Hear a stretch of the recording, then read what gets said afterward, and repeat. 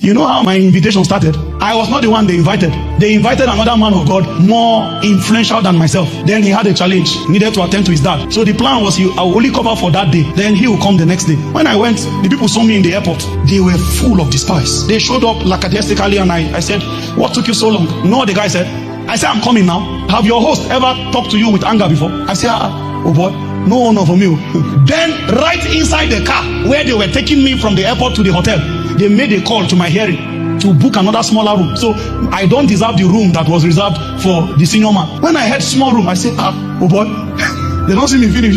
When I entered the room, there was stench of tobacco. Somebody just smoked inside the place. I said, this place is smelling. The guy said, please, somebody will come and put air freshener here. He didn't want to talk to me. They came to pick me by 5 p.m. They didn't call me. They just knocked on the door arrogantly. They say, it's time. I came out.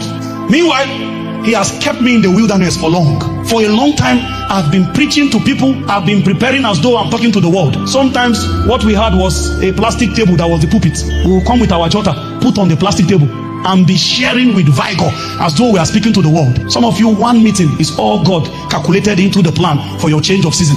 One meeting, if only you prepared well. There are different meetings that are looking for a speaker the moment they see you on your prepared day. If those 3 years that was given to you, if you have been using time well, it was ordained that there will be a day where they will give you 5 minutes and say, come and lead prayer. And in that 5 minutes, something will be unveiled that will become the foundation. First session that evening, I climbed up and I spoke for 15 minutes and the atmosphere became tense. The power of God began to wrought wonders from different corners of the hall. You know, every time a man is despised, God's jealousy flows towards his direction. The Spirit of God took hold of my vocal cord. Then I began to speak in wisdom that is not my normal. I knew that utterance was supplied. Then the elders that sat at the front row, they wrote a note quickly and came to put on the pulpit. Sir, you can stay for extra 30 minutes. These are the people that said my meeting is 45 minutes. You know what? I did not add the 30 minutes. I came down like that. They now say, you know what?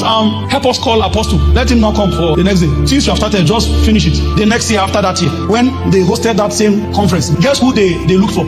Let's assume you prayed faithfully the last season. The Holy Ghost quickened a burden of prayer, fasting, and a voracious study of the word. He just gave you a simple formula. He said, do this. There are seasons ahead of you. A superior version of you must have found expression because of how well you use time. There are manifestations you ought to have entered now. They are behind in time. If you don't use time well, you will continue to walk past opportunities and not recognize them. When we finished that first session, they were taking me to the hotel. I discovered that the direction we're going has changed. I didn't know that there was a lift in the hotel. We entered the lift and there is one floor somewhere that is quiet. So these are for the nobles. There are many people sitting here.